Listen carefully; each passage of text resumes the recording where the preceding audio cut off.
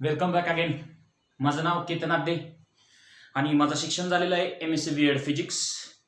हा आपला दुसरा व्हिडिओ आहे. कुठल्या चॅप्टरवरचा? साऊंड. हा चॅप्टर 8वीच्या विद्यार्थ्यांसाठीचा आहे. आतापर्यंत आपलं हे दुसरं लेक्चर आहे. यामधल्या पहिल्या लेक्चरमध्ये आपण आतापर्यंत काय काय बघितलेलं आहे ते जरा असं थोडंसं पाहूया, काय नेमकं पाहिलेलं आहे ते. आपण पहिल्या लेक्चरच्या व्हिडिओमध्ये साऊंड म्हणजे नेमकं काय असतं, त्याचं प्रोपगेशन करण्यासाठी त्याला मीडियमची आवश्यकता असते किंवा नसते, त्याचबरोबर व्हॅक्यूम मध्ये साऊंड वेव्ह ट्रॅव्हल होतात का नाही, परत कॉम्प्रेशन्स म्हणजे काय, रेरिफेक्शन्स म्हणजे काय, ह्या गोष्टी आपण बघितलेल्या आहेत. त्याचप्रमाणे आपण त्यामध्ये ट्युनिंग फोर्क म्हणजे नेमकं काय असतं, ते कशा प्रकारे वर्क करतं, परत साऊंडची इंटेन्सिटी काय असावी, याबद्दलच्या सर्व ज्या काही गोष्टी आहेत त्या आपण लास्ट लेक्चरमध्ये बघितलेल्या आहेत. लास्ट लेक्चरच्या व्हिडिओमध्ये ज्या विद्यार्थ्यांनी अद्यापपर्यंत अजून तो व्हिडिओ पाहिलेला नाहीये त्या विद्यार्थ्यांनी तो व्हिडिओ पाहावा व नंतर हा व्हिडिओ पाहावा. तो व्हिडिओ पाहिल्याशिवाय हा व्हिडिओ समजणं कठीण आहे. तर आजच्या या व्हिडिओमध्ये आपण दोन पार्ट बघणार आहोत. एक म्हणजे फ्रिक्वेन्सी ऑफ साऊंड वेव्स आणि दुसरा आहे तो म्हणजे डिफरन्स बिटवीन साऊंड आणि म्युझिक. तर सुरुवात करूया आजच्या या लेक्चरला. यामध्ये आज आपण पहिल्यांदा पाहणार आहोत frequency of sound waves. Sound waves म्हणजे नेमकं काय आपण काल बघितलेलं आहे. साऊंड वेव्ह म्हणजेच लॉन्जिट्युडनल वेव्स आहेत ज्यामध्ये कॉम्प्रेशन्स आणि रेरिफेक्शन्स असतात. त्यामध्ये ॲटम्सची, मॉलिक्युल्सची, एअरमध्ये, त्या मीडियममध्ये असलेल्या पार्टिकलची कशा प्रकारे व्हायब्रेशन्स होतात, कशा प्रकारे मोशन होते, या सर्व गोष्टी आपण काल स्टडी केलेल्या आहेत. त्या तुम्हाला व्यवस्थित समजलेल्या असेल, आय होप सो. पण आज पुनश्च एकदा आपल्याला फ्रिक्वेन्सी ऑफ साऊंड वेव्स पाहायचं आहे, तर तेव्हा आपण पुनश्च अजून एकदा त्या गोष्टी पाहूयात की नेमकं कॉम्प्रेशन्स म्हणजे काय, रेरिफेक्शन्स म्हणजे काय. कालच्या व्हिडिओमध्ये किंवा मागच्या लेक्चरमध्ये आपण जेव्हा कुठल्याही प्रकारचा साऊंड प्रोड्यूस होत नाही किंवा कुठल्याही प्रकारचे व्हायब्रेशन्स एअरमध्ये नसतील तेव्हा त्याची जी काय ओरिजिनल जी काय स्टेट आहे एअर मीडियमची ती आपण काल नोट डाऊन केलेली होती. ट्युनिंग फोर्क वाजवायच्या अगोदरची मीडियम जी काय त्याची स्टेट आहे ती आपण तिथे मेन्शन केलेली होती. आज आपण इथे नेमकं कॉम्प्रेशन्स, रेरिफॅक्शन्स, त्यानुसार प्रेशर इन्क्रीज झालेला, प्रेशर डिक्रीज झालेला आणि त्यानुसार एअरच्या मीडियम मध्ये व्हायब्रेशन्स कशा प्रकारे दिसतात हे सर्व आज इथं बघणार आहोत. त्यावरून आपण फ्रिक्वेन्सी म्हणजे काय ते बघणार आहोत. हे जी आहे ती सायनोसॉइडल वेव्ह फॉर्म आहे. हा जे आहे ते कॉम्प्रेशन, रेरिफॅक्शन्स आहे. इलेक्ट्रोमॅग्नेटिक वेव्स किंवा ट्रान्सव्हर्स वेव्स कशा प्रकारे असतात त्याचं हे एक उदाहरण आहे आणि लॉन्जिट्युडनल वेव्हचं उदाहरण आहे. इथं साधारणतः पहिल्यानुसार 6 लाईनचा सेट आपण इथं केलेला आहे. या लाईन्स ज्या आहेत त्या कॉम्प्रेस झालेल्या आहेत. या लाईन्स या ज्या लाईन्स आहेत या बंचमध्ये आहेत. म्हणजेच काय आहेत, यांच्यातलं स्पेसिंग जे काय आहे ते कमी आहे. इन द सेन्स म्हणजे काय, जेव्हा आपण साऊंड क्रिएट करण्यासाठी एका समोरच्या ऍटम्स वरती, मॉलिक्युल्स वरती जेव्हा आपण प्रेशर एक्झर्ट करतो, तो प्रेशर एक्झर्ट केल्यानंतर त्याच्या काय लाईन्स आहेत मीडियमच्या, त्या लाईन्स काय होतात, कॉम्प्रेस होतात. कॉम्प्रेस झाल्यानंतर पुढच्या ज्या लाईन्स काय आहेत या ज्याच्यामध्ये इक्वल स्पेसिंग आहे, या लाईन्स या काय रिलॅक्स स्टेटमध्ये, जेव्हा या लाईन कॉम्प्रेस होतात या असतात त्या रिलॅक्स स्टेटमध्ये असतात.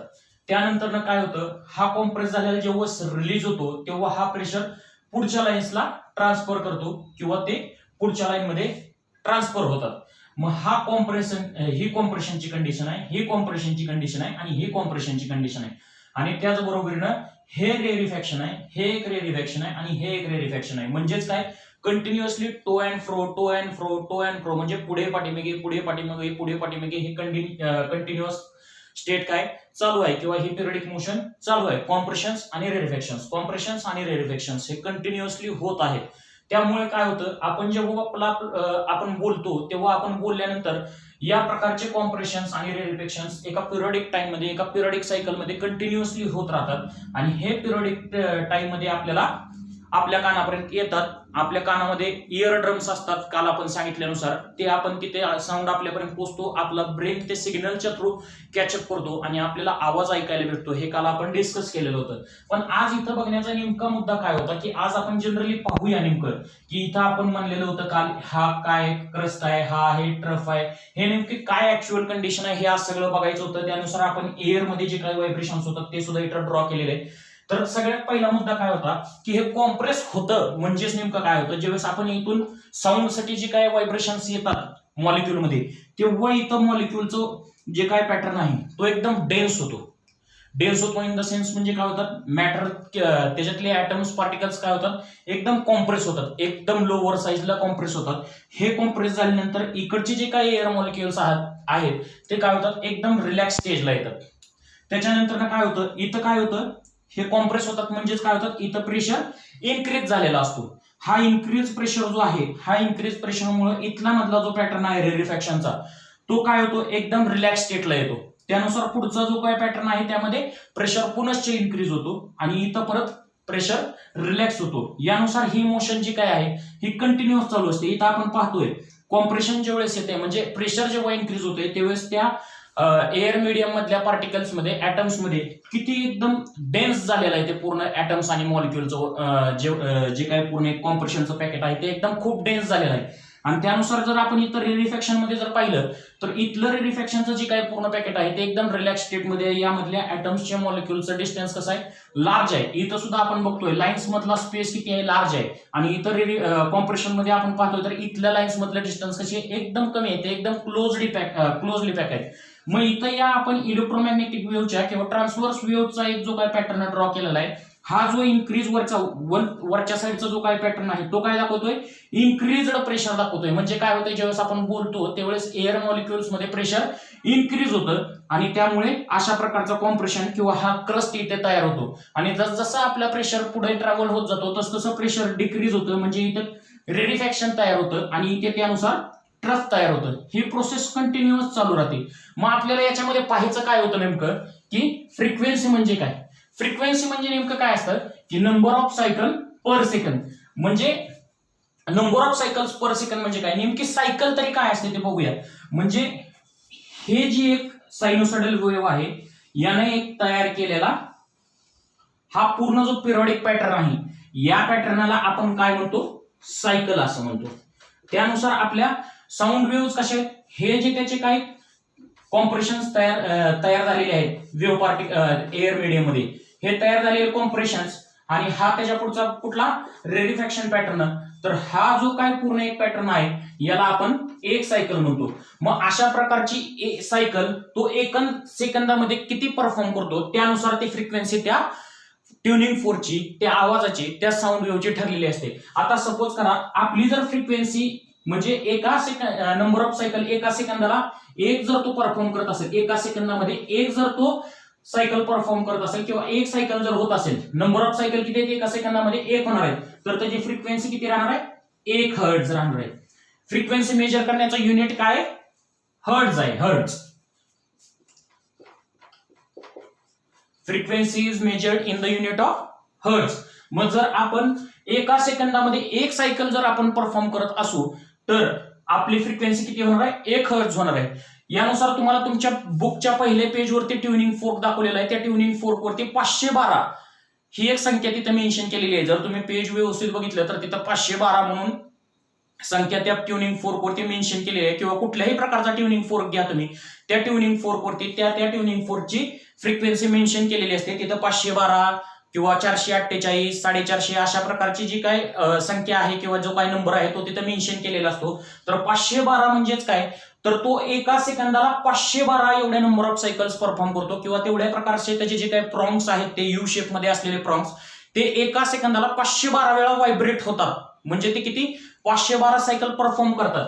मग आपण जर सहजासहजी त्याची फ्रिक्वेन्सी कॅल्क्युलेट करायची म्हणले तर number of cycle per second म्हणजे एका सेकंदाला ते किती 512 एवढ्या संख्येने व्हायब्रेट होतात. म्हणून त्या ट्युनिंग फोर्कची फ्रिक्वेन्सी किती आहे, 512 हर्ट्झ आहे. याचं एक जनरल एक्झाम्पल आपण पाहिलेलं होतं काल. ट्युनिंग फोर्क म्हणजे नेमकं काय आहे, ते कशा प्रकारे वर्क करतं, ते रबर कॉर्कवरती आपल्याला स्ट्राईक करावं लागतं किंवा हॅमर करावं लागतं. आणि हॅमर केल्यानंतर त्याचे जे काही प्रॉंग्स आहेत ते प्रॉंग्स एका सेकंदाला किती प्रकारचे नंबर ऑफ सायकल परफॉर्म करू शकतात किंवा एका सेकंदामध्ये ते किती प्रकारे व्हायब्रेट होऊ शकतात, किती वेळा तो व्हायब्रेट होऊ शकतात, त्यावरून त्याची फ्रिक्वेन्सी ठरते. तर हा जो काय पूर्ण एवढा आत्ताचा पॅटर्न आहे किंवा आत्ताचा हे जे काय आपण पूर्ण बघितलेलं आहे हे फ्रिक्वेन्सीशी निगडीत आहे. अशानुसार आपण फ्रिक्वेन्सी बऱ्याच वेळेस बघतो की या फ्रिक्वेन्सीला आपण FM ऍडजस्ट करतो, या फ्रिक्वेन्सीला आपण आपला रेडिओ ऍडजस्ट करतो. हे सर्व करतो म्हणजेच काय करतो, त्याच्या नंबर ऑफ सायकल पर सेकंदाला किती आहेत त्या नंबर ऑफ सायकल्स आपण पाहत असतो. मग याच्या नंतरचा पुढचा आपला जो काही डिफरन्स आहे म्हणजे काय, की डिफरन्स बिटवीन साऊंड आणि म्युझिक, तो आपण पुढचा सेक्शन पाहूया. हा सेक्शन पूर्ण व्यवस्थित समजावून घ्या. यावरून आपल्याला बऱ्याचशा प्रकारचे क्वेश्चन्स आहेत, बऱ्याचशा प्रकारचे डाऊट आहेत, ते क्लिअर होणार आहेत. जर कुणाला काही नाही कळलं तर त्या गोष्टी मला तुम्ही डायरेक्टली विचारू शकता. ओके.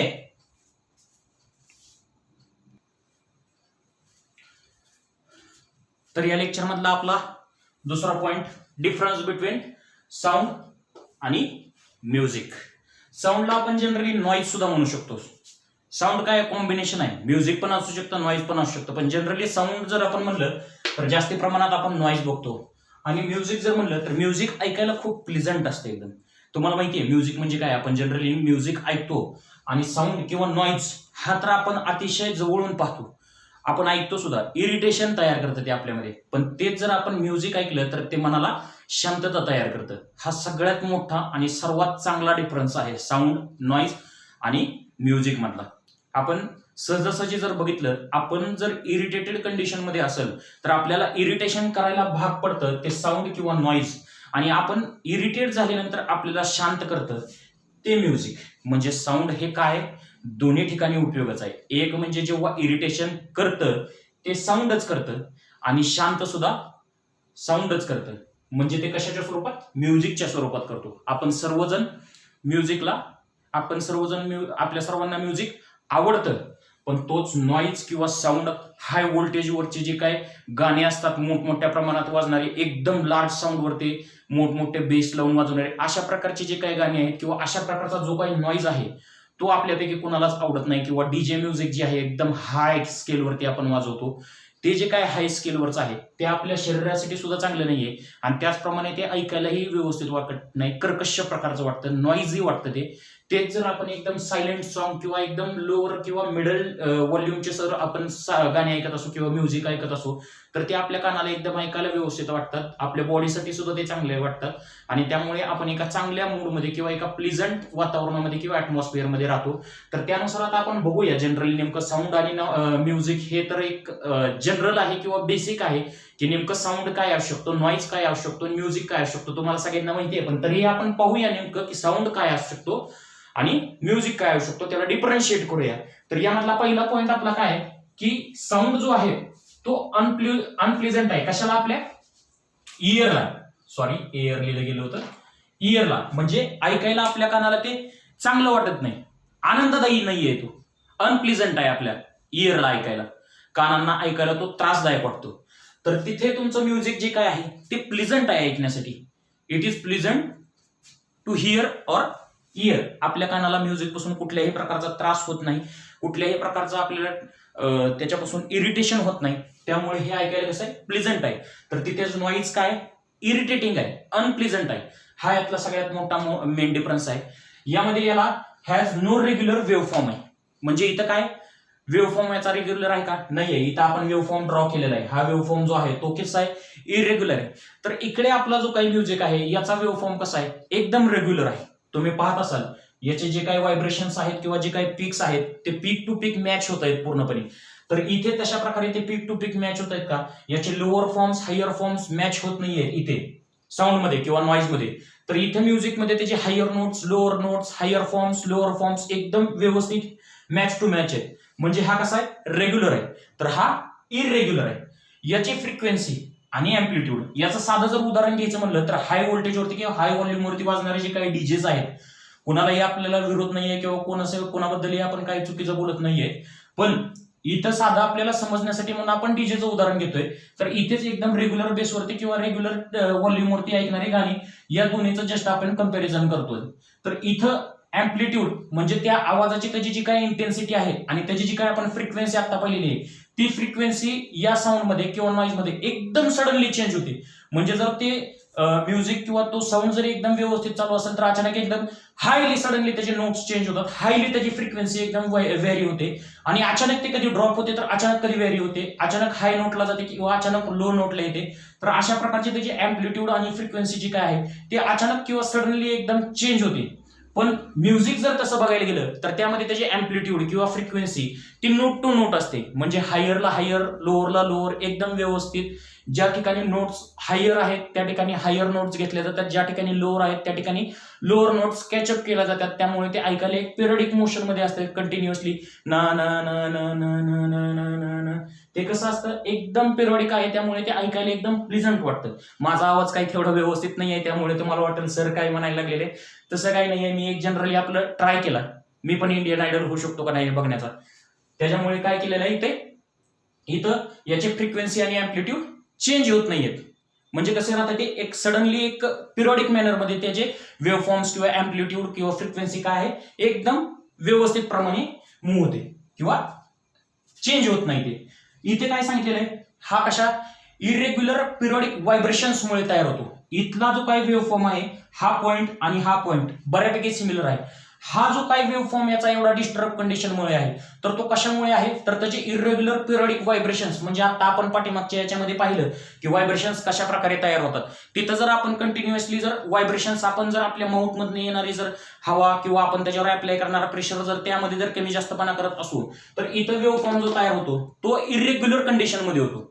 आपण जर मोठमोठ्या साऊंडच्या ठिकाणी जर जाऊन बघितलं तर ते एकदम इरेग्युलर पॅटर्न मध्ये जे काय pressure up down volume up down केल्यानंतर जी काही स्टेट तयार होते, ती स्टेट म्हणजे काय असते, नॉइजी स्टेट असते. त्याचा जो काही वेव्ह फॉर्म असतो तो अशा प्रकारचा असतो. तसंच यानुसार इथं जर बघितलं तर हे जे काय म्युझिक आहे हे कशामुळे रेग्युलर पिरियडिक एका व्हायब्रेशनमुळे तयार होतं. म्हणजे जसंच की आपण जर एका दुसऱ्या चांगल्या संगीतकाराचं गाणं जर ऐकायला लागलो तर तो ज्या फ्लो मध्ये गातो, तो ज्या फ्लो मध्ये सिंग करतो, तो फ्लो जो आहे तो पिरियडिक मॅनर मधला आहे. म्हणजे मी जर गाणं गात असेल तर ते इरेग्युलर पिरियडिक मॅनर मधलं आहे. आणि जर एखाद दुसरा चांगला रिनोड जो काही सिंगर गाणं म्हणतो आहे तो कुठल्या फ्लो मध्ये म्हणतोय, रेग्युलर पिरियडिक व्हायब्रेशन्स मध्ये तो गाणं म्हणतोय. म्हणजे त्याच्यापासून तयार होणाऱ्या ज्या काही नोट्स आहेत त्या पिरियडिक मॅनर मध्ये, तो काय प्रेशर अप्लाय करतोय एअरवरती, ऍटम्स वरती, मॉलिक्युल्स वरती, तो पिरियडिक मॅनर मध्ये करतोय. पण मीच जर गाणं म्हणत असेल तर मी कशा इरेग्युलर किंवा प्रेशर अप्लाय करताना इरेग्युलर मॅनर मध्ये अप्लाय करत आहे. त्यामुळे इथं हा जो काय माझ्या गाण्याचा जो काही पॅटर्न तयार होणार आहे तो या प्रकारचा आहे, आणि एका रिनोड चांगल्या मोठ्या संगीतकाराचा जो काय पॅटर्न तयार होणार आहे तो या प्रकारचा आहे. त्याच्यानंतरचा पुढचा पॉइंट काय, पिच. साऊंड मध्ये जे काय आहे, पिच इज नॉट कॉन्स्टंट आहे. साऊंड मध्ये म्हणजे आवाज जो काय वाढतो, pitch is nothing but higherness or lowerness of sound. म्हणजे इथं तुमच्या आवाजाचं जे काही पिच आहे, पिच म्हणजेच काय अँप्लिट्यूड, फ्रिक्वेन्सी, रेज होणं, हे जे काय असतं याला जनरली पिच म्हणतात. तर हे पिच जे आहे ते साऊंड मध्ये किंवा नॉइज मध्ये कॉन्स्टंट नसतं, ते कशाही प्रकारे व्हॅरी होतं, जसं की आपण आता डिस्कस केल्यानुसार. तर इकडे म्युझिक मध्ये तेच पिच जे आहे किंवा तेच जो काही साऊंड आहे ती पिच जी आहे ती कशी आहे, कॉन्स्टंट आहे. एका सरळ लेअरनुसार किंवा एका सरळ फ्लोनुसार ते कंटिन्युअसली व्हायब्रेट होत राहतं. तिथं हायरनेस, लोअरनेस मेंटेन कंडिशन मध्ये असतो, त्यामुळे ते ऐकताना सुद्धा प्लिझंट वाटतं. इकडे तसं वाटत नाही. तर हा नॉइज किंवा हा जो साऊंड आहे हा कुठे प्रोड्यूस होतो जनरली, याचं एक सोपं एक्झाम्पल म्हणजे आपण डेली हॉर्न जे काय वाजवतो, हॉर्न वाजवताना आपण जे काय हॉर्न वाजवताना जे वेगवेगळ्या प्रकारचे आपण त्याच्यामध्ये व्हायब्रेशन्स क्रिएट करतो ते नॉइजी व्हायब्रेशन्स आहेत. त्याबरोबर मोठमोठे कारखाने, मोठमोठ्या फॅक्टरीज आहेत, यामध्ये ज्या काही मशिनरी आहेत त्यांच्यापासून जो काही साऊंड तयार होतो तो नॉइजी आहे. तसं इकडे जर आपण बघितलं, म्युझिक, फ्लूट, विना, सतार, तुमचा बोर्ड प्ले करण्याचा, हे काय, हे म्युझिक प्रोड्यूस करणारे जे काही इन्स्ट्रुमेंट आहेत, म्युझिकल इन्स्ट्रुमेंट्स जे आहेत त्यामधून तुम्हाला म्युझिक क्रिएट होतं. याचे एक्झाम्पल आहेत. आजच्या या लेक्चरमध्ये आपण फ्रिक्वेन्सी ऑफ साऊंड वेव्स आणि साऊंड आणि म्युझिक या दोन्ही मधला आपण बेसिक डिफरन्स बघितलेला आहे. जर या दोन्हीमध्ये कुणाला काही अडचण असेल तर तुम्ही मला कमेंट बॉक्समध्ये विचारू शकता की मला ही गोष्ट समजलेली नाही आहे, मी तुमच्यापर्यंत 100% पोहोचेन. आणि त्याचबरोबर आपल्याला पुढच्या लेक्चरच्या किंवा पुढच्या विषयाच्या ज्या काही नोटिफिकेशन्स आहेत त्या जर पाहिजे असतील तर त्यासाठी आपल्या चॅनलला तुम्ही लाईक करा, शेअर करा, सबस्क्राईब करा, जास्तीत जास्त मुलांपर्यंत पोहोचवा. आणि घरी आहात, सुरक्षित राहा, कोरोनापासून स्वतःचा सांभाळ करा. थँक्यू.